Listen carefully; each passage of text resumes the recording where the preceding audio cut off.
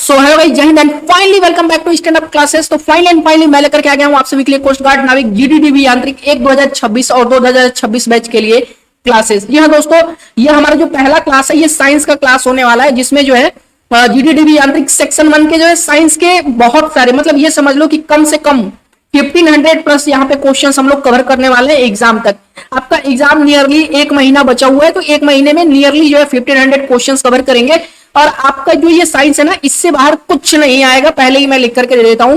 तो जब तक क्लासेस चलिए एक भी क्वेश्चन मिस मत करिएगा। तो चलिए फटाफट देरी ना करते हुए हम लोग इस क्लास को शुरू करते हैं। सुपर मॉक टेस्ट हमारा ये क्लास है।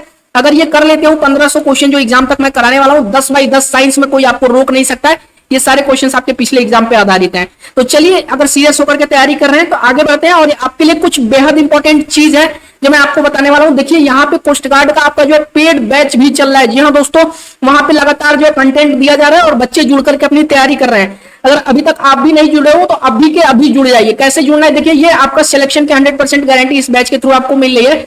ये स्पेशल पेड बैच है टेलीग्राम पे, जो कि कोस्ट गार्ड नाविक जीडीडीबी यांत्रिक सबके लिए है। सेक्शन 1 के लिए देखिए ध्यान से सुन लीजिए, जो सेक्शन 1 की तैयारी करना चाहते हैं, जैसे कि डीबीजीडी यांत्रिक के जो भी कैंडिडेट हैं जो मात्र सेक्शन 1 की तैयारी करना चाहते हैं, उनके लिए इसका प्राइस जो है 150 है। लेकिन अभी आपको फिलहाल 150 नहीं, मात्र RS 100 देना है, ठीक है। और जो GD section first and second दोनों की तैयारी करना चाहते हैं, उनके लिए प्राइस 250 है। लेकिन अभी सिर्फ आपको कितना देना है, 200 रुपए, ठीक है। और इसमें क्या क्या आपको मिल रहा है देखिए, ध्यान से देख लीजिए। शॉर्ट नोट्स एवरी सब्जेक्ट के आपको मिलेंगे। प्रीवियस एग्जाम के क्वेश्चंस डेली वहां पे दिए जा रहे हैं, डेली क्विजेस हो रहे हैं, वीकली वहां पे आपका टेस्ट होता है। और साथ ही में वीकली आपको एक फुल मॉक टेस्ट मिलेगा। तो नहीं जुड़े हो तो बाबू अभी के अभी जुड़ जाओ। जुड़ने के लिए आपको क्या करना है, इस नंबर पे, जो ये नंबर आपको दिख रहा है ना 9795111812 पे आपको व्हाट्सएप करने हैं। वहां पे आपको पेमेंट का जो है मेथड बता दिया जाएगा। जैसे ही आप पेमेंट करते हो तुरंत आपको लिंक मिल जाएगी, आप बैच में जुड़ जाओगे।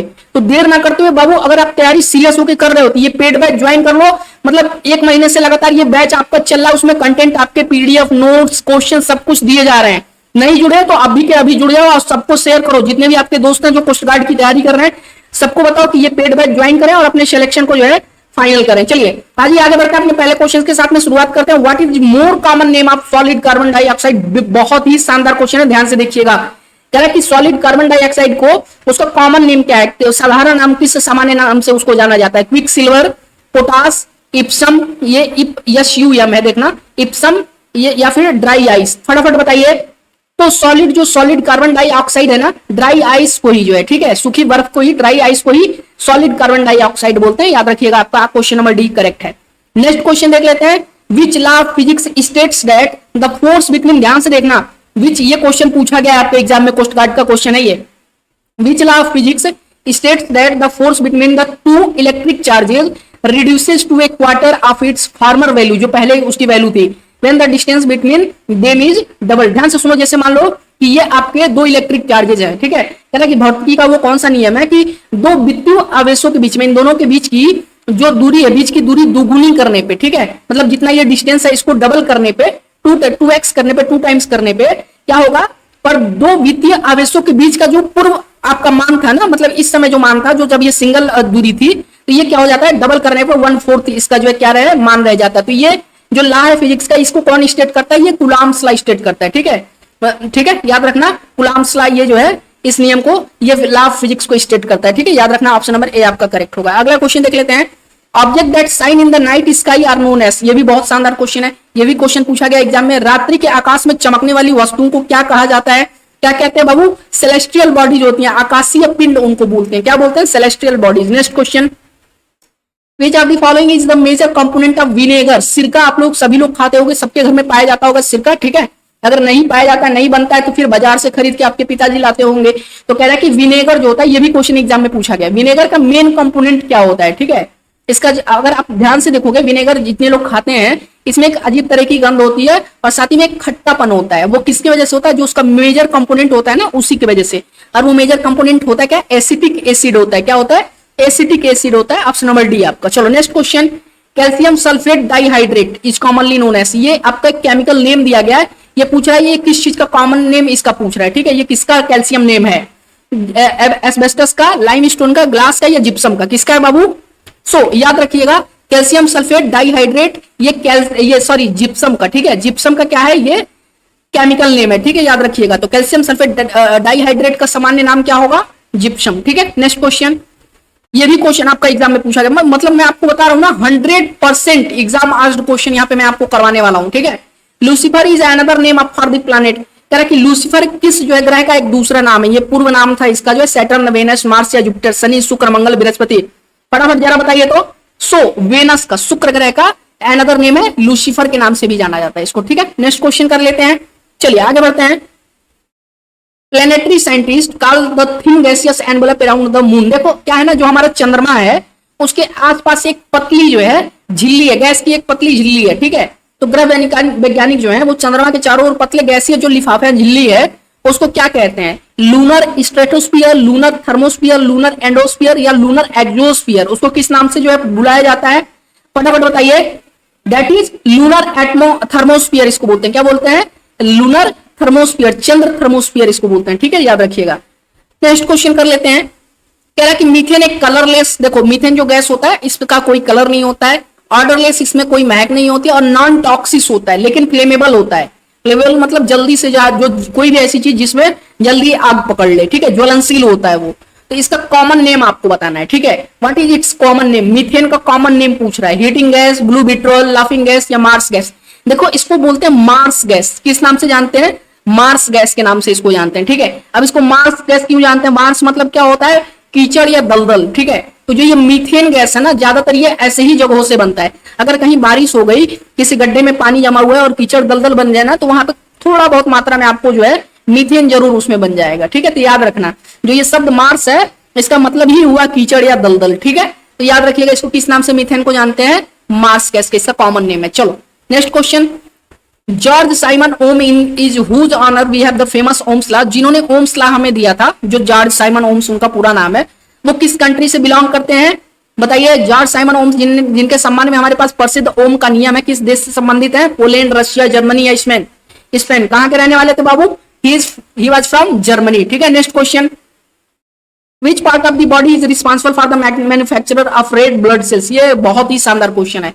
कह रहे कि देखो इसमें कई सारे क्वेश्चंस आपको भविष्य में देखने को मिलेंगे। आरबीसी का काम क्या है? आरबीसी मैन्युफैक्चर कौन करता है? डब्ल्यूबीसी मैन्युफैक्चर कौन करता है? आरबीसी की लाइफ कितनी होती है? डब्ल्यूबीसी की लाइफ कितनी होती है? ये सारे क्वेश्चंस आपके एग्जाम में पूछे जाते हैं, सब कुछ मैं आपको आगे कराने वाला हूं, ठीक है। चलिए फटाफट कर लेते हैं। कह रहा है कि बीच बॉडी पार्ट, शरीर का कौन सा पार्ट आरबीसी को जो है बनाने, रेड ब्लड सेल्स को जो है बनाने, मैन्युफैक्चरर उसको बोला जाता है, ठीक है। समझ लो जैसे एक तरह की फैक्ट्री है वो रेड ब्लड सेल्स का, जहां पे रेड ब्लड सेल्स बनते हैं। कहां पे ये रेड ब्लड सेल्स बनते हैं? आपके बोन मैरो में, ठीक है, बोन मैरो में, याद रखिएगा। और बोन मैरो क्या होता है? हड्डियों के अंदर पाया जाने वाला, खासकर बैकबोन साइड में जो है हड्डियों के अंदर पाया जाने वाला एक तरफ से ये कैल्शियम होता है, ठीक है। एक तरफ से ये कैल्शियम, मतलब और भी कई सारे इसमें आपके होते हैं प्रोडक्ट, लेकिन जो मुख्यतः होता है वो कैल्शियम होता है। तो बोन मैरो क्या है? जस्ट कैल्शियम, जो कि आपके हड्डियों के अंदर पाया जाता है, और ये रिस्पॉन्सिबल होता है आपके जो है आरबीसी के मैन्युफैक्चरिंग में, ठीक है। और एक चीज और बता देता हूं, आजकल आपने एक नाम सुना होगा जिसको बोलते हैं ब्लड कैंसर, ठीक है। तो ब्लड कैंसर कैसे, इसका इलाज कैसे होता है? ब्लड कैंसर का इलाज देखो होता है क्या ना, जब किसी को ब्लड कैंसर होता है बेटा, तो उसमें उसके शरीर में ब्लड बनना बंद हो जाता है। ब्लड बनना बंद हुआ मतलब क्या हुआ? आरबीसी, ठीक है, आरबीसी का प्रोडक्शन रुक जाता है। ध्यान से सुनना, ठीक है, रेड ब्लड सेल्स का प्रोडक्शन रुक जाता है। और आरबीसी का प्रोडक्शन अगर रुक गया तो इसका मतलब उस आदमी का जो है बोन मैरो खराब है, ठीक है। क्या है? बोन मैरो रिस्पॉन्स नहीं कर रहा है। तो होता है क्या, जब किसी को ब्लड कैंसर होता है उसके शरीर में खून बनना बंद हो जाता है, आरबीसी बनना बंद हो जाता है, तो बोन मैरो ट्रांसप्लांट होता है, ठीक है। इसका बहुत ही कॉमन इलाज है बोन मैरो ट्रांसप्लांट, ठीक है। तो आजकल एड आप लोग देखते होंगे कि डॉक्टर के बहुत सारे एड आपको देखने को मिल जाते हैं जो कहते हैं कि ब्लड कैंसर की आप मदद कर सकते हैं बोन मैरो डोनेट करके, है ना। लेकिन ये जो बोन मैरो डोनेशन का जो प्रोसेस है ना बाबू, ये बहुत ही कष्टदायक होता है, ठीक है। बोन मैरो डोनेशन का जो प्रोसेस है ये बहुत ही कष्टदायक होता है। और एक इसका सिंपल सा एक एग्जांपल मैं आपको दे देता हूं कि अभी तक किसने बोन मैरो डोनेट किया है। तो आपके बॉलीवुड के एक एक्टर हैं जिनका नाम है सलमान खान, आपने सुना होगा। तो उन्होंने अपना जो है बोन मैरो जो है डोनेट किया हुआ है, तो किसी 6 या 7 साल की बच्ची को जो है बचाने के लिए, जिसको ब्लड कैंसर था, ठीक है।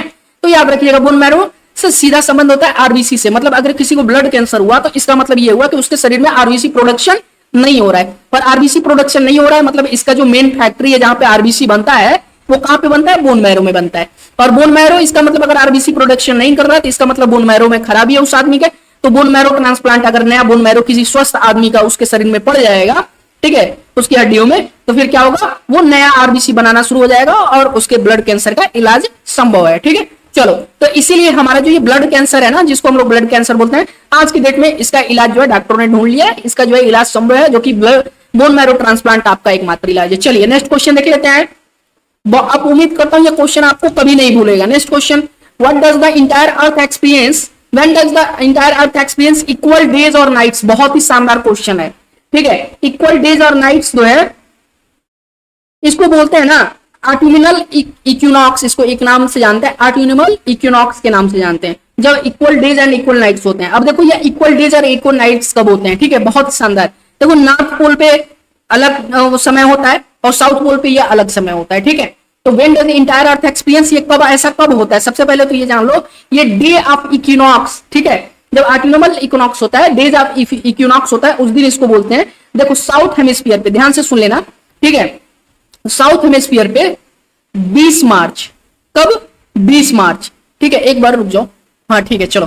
तो साउथ हेमिस्फीयर पे 20 मार्च, और आपके जो नॉर्थ हेमिस्फीयर है ना, उसको 22 से 23 सितंबर, ठीक है, 22 से 23 सितंबर को जो है दिन और रात लगभग जो है बराबर होते हैं, ठीक है, याद रखिएगा। ये नॉर्थ हेमिस्फीयर पे, और ये जो 20 मार्च है ये साउथ हेमिस्फीयर पे होता है, ठीक है, याद रहेगा। जिसको डे ऑफ इक्विनॉक्स बोलते हैं, जब दिन और रात दोनों जो है सेम में होता है, मतलब एक बराबर जो है एक्सपीरियंस होता है, लोगों को महसूस होता है, ठीक है, याद रखिएगा। तो मैंने अर्थ के साउथ पोल, साउथ मतलब साउथ हेमिस्फीयर और नॉर्थ हेमिस्फीयर दोनों का डेट बता दिया। अगर किसी का भी पूछता है कि साउथ हेमिस्फीयर पे कब जो है दिन और रात जो है सेम एक्सपीरियंस किए जाते हैं, तब भी आपको याद रहेगा साउथ पे 20 मार्च को, और नॉर्थ का पूछता है तो 22 से 23 सितंबर, ठीक है, याद रहेगा। नेक्स्ट क्वेश्चन करते हैं। Which of this is the energy conversion that happens in the process called photosynthesis. बहुत ही शानदार क्वेश्चन है। फोटोसिंथेसिस तो बचपन से पढ़ते आ रहे हो, ठीक है। इसमें कौन सा ऊर्जा रूपांतरण होता है भाई साहब? सनलाइट, है ना, लाइट एनर्जी को ये केमिकल एनर्जी में कन्वर्ट करता है, ठीक है, केमिकल एनर्जी, ठीक है। ऑप्शन नंबर ए आपका करेक्ट हो जाएगा, बहुत इजी है, एग्जाम में लेकिन पूछा गया है, ठीक है। दस expansion makes the Eiffel tower taller during the summers. ये बहुत शानदार क्वेश्चन है, देखो इससे कई तरह के क्वेश्चन बनते हैं, ठीक है। थर्मल एक्सपेंशन का ये आपका एग्जांपल है। तो होता क्या ना, गर्मियों में जो है ये एफिल टावर जो है ना, ये थोड़ा लंबा महसूस होता है। ये थर्मल एक्सपेंशन का जो है क्या है, एक एग्जांपल है। अब थर्मल एक्सपेंशन का एक एग्जांपल जो है मैं आपको दे देता हूं, जो कि एक क्वेश्चन और पूछता है कि जो इंडियन, अगर आपने देखा होगा कि जो रेल की पटरियां होती है ना, वो लोहे की पटरियां होती है रेल की, उनमें दूरी क्यों रखी जाती है? तो होता क्या है, सेम वही थर्मल एक्सपेंशन की वजह से गर्मियों में क्या होता है, जब ट्रेन पटरियों पे चलती है तो लोहे का जो लोहा होता है ना, वो थर्मल एक्सपेंशन उसमें होता है, रगड़ की वजह से गर्मी और ज्यादा होती है। तो समर सीजन में ज्यादातर क्या होता है, थर्मल एक्सपेंशन होता है। तो थर्मल एक्सपेंशन की वजह से ये पटरियां आपस में मिल जाएंगी, इसलिए क्या है, इन पटरियों के बीच में जो है डिफरेंस गैप रखा जाता है। ये थर्मल एक्सपेंशन का ही एग्जांपल है, वो भी पटरी वाला भी और ये भी, ठीक है, एफिल टावर वाला भी, दोनों एग्जाम में आपके पूछे जा चुके हैं। नेक्स्ट क्वेश्चन, एक मिनट, हाँ ये क्वेश्चन छूट गया।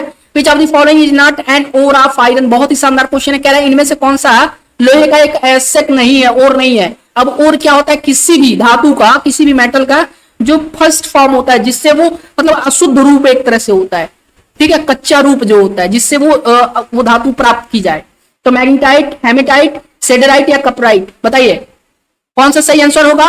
सो ये भी एग्जाम में आ चुका है, कपराइट, ठीक है, ऑप्शन नंबर डी आपका करेक्ट हो जाएगा। जो कपराइट है वो आयरन का एक और नहीं है, not, is not an ore of. बाकी ये जो तीनों है ना, ये आपके आयरन के और है, मैग्नेटाइट, हेमेटाइट और सेडेराइट, कपराइट नहीं है, ठीक है, याद रहेगा। नेक्स्ट क्वेश्चन कर लेते हैं, चलिए आ जाइए।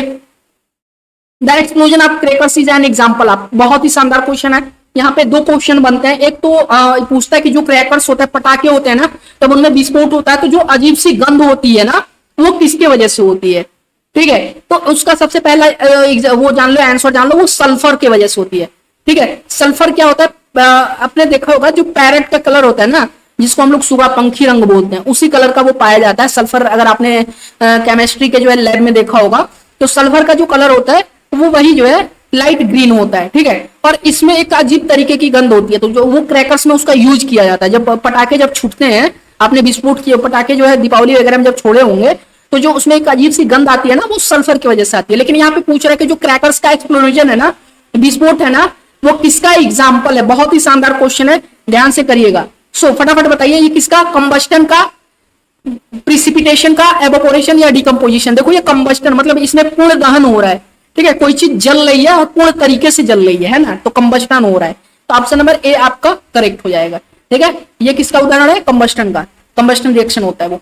चलो, a nautical mile is equal to, कह रहा है कि एक नाटिकल, ये समुद्री मील, ठीक है, ये मेजरमेंट का जो है समुद्र में जो है ये जो डिस्टेंस मेजर किया जाता है ना, नॉटिकल माइल में मेजर किया जाता है समुद्र में। तो एक नॉटिकल माइल कितने मीटर्स के बराबर होता है, फटाफट बताइए। 1852 1852 मीटर्स के बराबर एक नॉटिकल माइल होता है। ठीक है, याद रखिएगा, ये भी एग्जाम में आया हुआ है। अब ये देखो, ये तो बहुत इजी है, ये एग्जाम में भी पूछा गया। Pierre Curie shared the 1903 Nobel Prize in physics with his wife Marie Curie.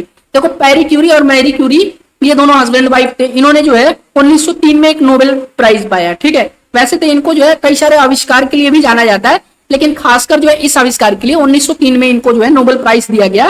ठीक है, और सिर्फ पैरी क्यूरी और मैरी क्यूरी ही नहीं, ठीक है, उसमें एक लोग और थे, ठीक है, जिनका नाम आपको पता होगा। तो 3 लोगों ने मिलकर के इसका आविष्कार किया। ठीक है, एंड हेनरी बैक्वेरेल, देखो ये सामने ही उनका नाम लिया गया है। ठीक है, तो पैरी क्यूरी, मैरी क्यूरी और हेनरी बैक्वेरेल ने इस नोबेल प्राइज को शेयर किया। तीनों लोगों ने मिलकर के एक डिस्कवरी की जिसका नाम था रेडियो एक्टिविटी, रेडियो धार्मिकता। आप लोग पढ़ते होंगे। ठीक है, तो रेडियो एक्टिविटी जैसे जो है चीज का जो आविष्कार किया इन लोगों ने मिलकर के, जिसके लिए 1903 में इन तीनों लोगों को शेयर्ड में जो है नोबेल प्राइज दिया गया। ठीक है, नेक्स्ट क्वेश्चन एग्जाम में पूछा गया ये। और देखो, ज्यादातर जो नाम है ना वो हेनरी, क्योंकि पैरी क्यूरी मैरी क्यूरी का जो है नाम सबको पता है, उनसे संबंधित जो है इजी है। तो इससे क्या है ना, रेडियो एक्टिविटी से संबंधित जो सबसे ज्यादा क्वेश्चन हेनरी बैक्वेरेल के नाम से आता है कि हेनरी बैक्वेरेल ने इनमें से किस जो है चीज की डिस्कवरी की थी। तो रेडियो एक्टिविटी आपको याद रहना चाहिए। ठीक है, नेक्स्ट क्वेश्चन कर लेते हैं रेडियो धार्मिकता का। विच of the following acids is not present in grapes. चलो, बहुत ही शानदार क्वेश्चन है। इनमें से कौन सा जो है एसिड अंगूर में नहीं पाया जाता है? Citric acid. भाई साहब क्या बात कर रहे हो, साइट्रिक एसिड तो बिल्कुल होगा, खट्टापन। मैलिक एसिड, टाइट्रिक एसिड, इसमें से सिर्फ एसिटिक एसिड नहीं पाया जाता है। ठीक है, ये एसिटिक एसिड ग्रेप्स में प्रेजेंट नहीं होता, बाकी टाइट्रिक, मैलिक और साइट्रिक ये तीनों होता है। ठीक है, नेक्स्ट क्वेश्चन। चलो, नेक्स्ट क्वेश्चन क्या है, which of the following is used as a substitute of mercury in thermometers. ओहो हो, शानदार क्वेश्चन है। कह रहा है कि मरकरी का इस्तेमाल आपको पता होगा कि थर्मोमीटर्स में होता है। मरकरी का इस्तेमाल थर्मोमीटर्स में क्यों होता है? क्योंकि ये मरकरी जो होता है ना, वो टेम्परेचर के प्रति बहुत ही जो है क्या होता है, संवेदनशील होता है। ठीक है, इसीलिए ये टेम्परेचर के प्रति बहुत ही संवेदनशील होता है, बहुत ही सटीक जानकारी देता है हमें टेम्परेचर्स की। इसीलिए जो थर्मामीटर में मरकरी का इस्तेमाल किया जाता है। और टेम्परेचर ही मेजर करता है आपके शरीर का टेम्परेचर, बुखार वगैरह मेजर करने के लिए थर्मामीटर्स का इस्तेमाल होता है। ठीक है, तो यहाँ पे मरकरी के सब्स्टिट्यूट के तौर पे जो है और क्या इस्तेमाल किया जाता है थर्मामीटर्स में? सेलेनियम, गैलिस्टन, आर्सेनिक या ब्रोमीन, किसका इस्तेमाल होता है बाबू?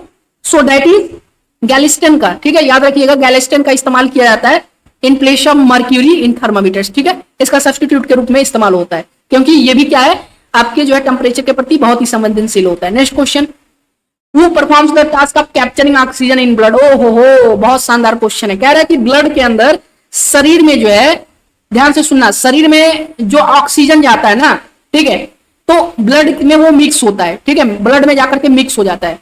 तो ब्लड से जो है ऑक्सीजन को कैप्चर करने का काम कौन करता है? Haemoglobin, red blood cells, white blood cells या क्लोरोफिल? दैट इज हेमोग्लोबिन करता है। कौन करता है? हेमोग्लोबिन क्या करता है, आपके खून में मौजूद जो है ऑक्सीजन के जो सेल्स होते हैं ना, ठीक है, वो उनको कैप्चर करने का काम करता है। जो ऑक्सीजन के आपके जो है, सॉरी सेल्स मैंने कहा, ऑक्सीजन के जो छोटे छोटे कण होते हैं उनको कैप्चर करने का काम करते हैं। चलो, मॉलिक्यूल्स कह सकते हो ऑक्सीजन के। चलो, how many degree does earth rotate about its on axis in 1 hour. बहुत ही शानदार क्वेश्चन है। कह रहा है कि एक जो पृथ्वी है ना, ये अपने खुद के एक्सिस पे जो है 1 घंटे में कितना डिग्री रोटेट करती है। बहुत ही शानदार क्वेश्चन, ये सब डिग्री में है, याद रखिएगा, ये सब डिग्री है, 10 डिग्री, 15 डिग्री, 24 डिग्री। ठीक है, तो अर्थ 1 घंटे में अपने खुद के जो है धुरी पे, खुद के एक्सिस पे, आपको भी पता है कि अर्थ क्या है, खुद की एक्सिस पे घूमती है। सूर्य जो है आपके पृथ्वी का चक्कर नहीं लगाता है। ठीक है, याद रखिएगा, जबकि पृथ्वी जो है क्या, सूर्य का चक्कर लगाती है और वो खुद की धुरी पर घूमती है, जो कि खुद की धुरी पे घूमने के वजह से ही जो है 365 डेज वाला जो समय लगता है ना, वो सूर्य का चक्कर लगाती है। 24 घंटे वाला जो होता है ना, ये खुद के एक्सिस पे घूमती है। 24 घंटे में पूरा एक चक्कर पूरा करती है, सब आपको पता होना चाहिए। और जो सूर्य का चक्कर लगाती है वो 365, 364 दिन, 65 दिन का जो आपका एक साल होता है ना, वो पूरा होता है। तो चलिए फटाफट करते हैं यहाँ पे। So the right answer will be, ये 1 घंटे में अपने खुद के एक्सिस पे कितनी डिग्री रोटेट होती है, कौन बताएगा? That is option number D, 15 degree ये रोटेट होती है। एग्जाम में पूछा गया क्वेश्चन है, बेहद इंपॉर्टेंट है। अगला क्वेश्चन देख लेंगे, what is the popular name of ascorbic acid. बहुत ही शानदार क्वेश्चन है मेरे भाई। क्या है एस्कॉर्बिक एसिड का कॉमन, आपको ये बताना है पॉपुलर नेम क्या है। ठीक है, vitamin C, vitamin B12, vitamin A, vitamin K. देखो, विटामिन सी को ही एस्कॉर्बिक एसिड बोलते हैं, विटामिन सी को एस्कॉर्बिक एसिड बोलते हैं। ऑप्शन नंबर ए आपका करेक्ट हो जाएगा। नेक्स्ट क्वेश्चन देख लेते हैं, according to dash pressure is equal to the force divided by area on which its act. ओहो, बहुत ही शानदार क्वेश्चन है। देखो, P बराबर F अपान A। चलो ये किसका है, प्रेशर का ये फॉर्मूला है, ठीक है, बहुत ही शानदार क्वेश्चन है। तो pressure is equal to the force divided by area. तो P बराबर F अपान ये किसका जो है आपका ये है जो ये दिया गया है फार्मूला, ये किसका है, Pascal's law, Stefan Boltzmann law, Hooke's law, Newton's law. मतलब आपने पास्कल्स लॉ पढ़ा है ना, जितना ज्यादा एरिया होगा, ठीक है, उतना ही कम क्या होगा, फोर्स आप डिवाइड हो जाएगा, और जितना कम एरिया रहेगा फोर्स उतना ही ज्यादा लगेगा, ठीक है। तो एरिया जितना अधिक होगा उतना फोर्स आपका जो है क्या होगा, वो डिवाइड होता जाएगा। जैसे अगर कहीं कीचड़ में अगर आप पैर रखोगे तो आप धंसते चले जाओगे, और वहीं कहीं अगर चौड़ा पटरा रख करके उस पर पैर रखो तो वो नहीं धंसेगा, क्योंकि जो फोर्स आप पैरों से लगा रहे थे वो क्या है, आपके पैरों के नीचे का एरिया कम था, ठीक है, पर जब वही पटरा रख दिए तो एरिया बढ़ गया, और आप अपने पैरों से जब फोर्स लगाओगे तो एरिया क्या, आपका फोर्स क्या है, वो डिवाइड हो जाएगा, फिर क्या होगा, वो धंसेगा नहीं, ठीक है। तो P बराबर F अपन ये फार्मूला जो है ये पास्कल्स लॉ का है। ऑप्शन नंबर ए आपका। Next question, which instrument is used to measure the intensity of light produced by an unknown source in terms of standard source। हो शानदार क्वेश्चन है। करेक्ट, किस इंस्ट्रूमेंट का इस्तेमाल जो है इंटेंसिटी ऑफ लाइट, प्रकाश की तीव्रता को मानक स्रोत के रूप में मापने के लिए किस उपकरण का उपयोग किया जाता है, किसी अज्ञात स्रोत के जो है स्टैंडर्ड में, टर्म्स में, ठीक है। कैलिपर्स, डायनोमीटर, एमीटर या फोटोमीटर, फोटोमीटर का इस्तेमाल होता है, ठीक है, याद रखना, एग्जाम में पूछा गया क्वेश्चन है। अगला, what is the unit measure of magnetic field, ये तो हमेशा हर बार पूछा जाता है, किसी ना किसी शिफ्ट में आपको ये क्वेश्चन देखने को मिल ही जाएगा। टेस्ला बाबू, ये इसमें पूछने वाला वो नहीं है, मैग्नेटिक फील्ड का जो है यूनिट पूछ रहा है यहाँ पे, मेजर करने के लिए मैग्नेटिक फील्ड को किस यूनिट में मेजर करते हैं, टेस्ला में। अगला क्वेश्चन देख लेते हैं, जो कि हमारा लास्ट क्वेश्चन आ रही है, क्वेश्चन फॉर यू है। तो इसको करने से पहले एक आपको बात बता देता हूँ बाबू, अभी तक आपने कोस्ट गार्ड डीवीजीडी यांत्रिक का पेड बैच नहीं ज्वाइन किया है, रिक्वेस्ट करता हूं ज्वाइन कर लो, समय नहीं है, अगर सिलेक्शन लेना चाहते हो 9795111812 पे व्हाट्सएप कर लेना। मात्र आ रहा है 100 रुपए सेक्शन 1 का लग रहा है, और सेक्शन 1 और 2 यानी जीडी वालों के लिए अगर तैयारी करना है तो 200 का आपको पेमेंट करना पड़ेगा, ठीक है। व्हाट्सएप कर लो, अभी सारी चीजें बता देता हूं, पहले क्वेश्चन देख लो। What is the chemical name of deadly poison cyanide. कह रहा है कि साइनाइड जो डेडली पॉइजन होता है ना, ठीक है, बहुत ही आपको भी पता हो कि साइनाइड बहुत ही डेडली पॉइजन है, ठीक है। तो इसका जो है कॉमन केमिकल नेम पूछ रहा है, सॉरी केमिकल नेम, साइनाइड तो कॉमन नेम है, इसका केमिकल नेम पूछ रहा है sulphuric acid, prussic acid, hydrochloric acid या नाइट्रिक एसिड। इनमें से जो करेक्ट आंसर होगा, सभी लोगों को, जितने भी लोग क्लास देख रहे हैं सबको कमेंट करके बताना है, ठीक है, सभी लोग को कमेंट करना है। और चलो आ जाओ, बैच के बारे में बता देता हूं, अगर अभी तक बैच के बारे में नहीं जान पाए हो बाबू, ध्यान से देख लो। सिलेक्शन की गारंटी आपको यहाँ पे मिल रही है इस बैच के अंदर, ये टेलीग्राम का बैच है, यहाँ पे शॉर्ट नोट्स आपको एवरी सब्जेक्ट वाइज दिया जा रहा है, लगातार 1 महीने से बैच चल रहा है, तुम नहीं ज्वाइन किए हो तो पीछे रह गए हो, कैंडिडेट्स ज्वाइन करके अपनी तैयारी कर रहे हैं, ठीक है। प्रीवियस एग्जाम के इसमें क्वेश्चंस मिल रहे हैं, क्विजेस डेली दिए जा रहे हैं, वीकली टेस्ट होता है, और वीकली एक फुल मॉक टेस्ट आपको मिल रहा है, ठीक है। नहीं ज्वाइन किया तो ज्वाइन कर लो। डीबी सेक्शन 1 वालों के लिए, डीबीजीडी यांत्रिक सेक्शन 1 वालों के लिए मात्र ये 100 रुपए, और सेक्शन 1 और 2 दोनों की तैयारी करनी है, जिसमें सेक्शन 2 में फिजिक्स और मैथ भी आता है, 200 के आपको जो है पेमेंट करना पड़ेगा। चलिए, प्राइस तो ज्यादा है, लेकिन अभी आपसे जो है यहाँ पे ऑफर चल रहा है, ले सकते हो आप, ज्वाइन कर सकते हो, ठीक है। तो चलिए फटाफट इस नंबर पे आप व्हाट्सएप कर लीजिए, ज्वाइन कर लीजिए, और इस क्लास को अभी तक लाइक नहीं किया हो तो फटाफट लाइक और शेयर करके ही जाना, ठीक है, तब मुझे व्हाट्सएप मैसेज करना इस बैच में ज्वाइन करने के लिए। चलिए कल फिर मिलते हैं एक नए क्लास के साथ में, तब तक के लिए इन क्वेश्चंस को एक बार फिर से रिपीट कर लेना, एग्जाम में 100% इनमें से आपके क्वेश्चंस आने वाले हैं, ठीक है, सारे ये प्रीवियस एग्जाम में आपके पूछे गए क्वेश्चंस हैं। चलिए तो फिर मिलते हैं एक नए क्लास में कल, तब तक के लिए आप सभी को बहुत सारा प्यार। और हाँ, ये बैच ज्वाइन कर लो, फटाफट मैसेज कर लो इस नंबर पे, आपको गाइड कर दिया जाएगा कैसे ज्वाइन करना है, फटाफट बैच ज्वाइन कर लो सभी लोग।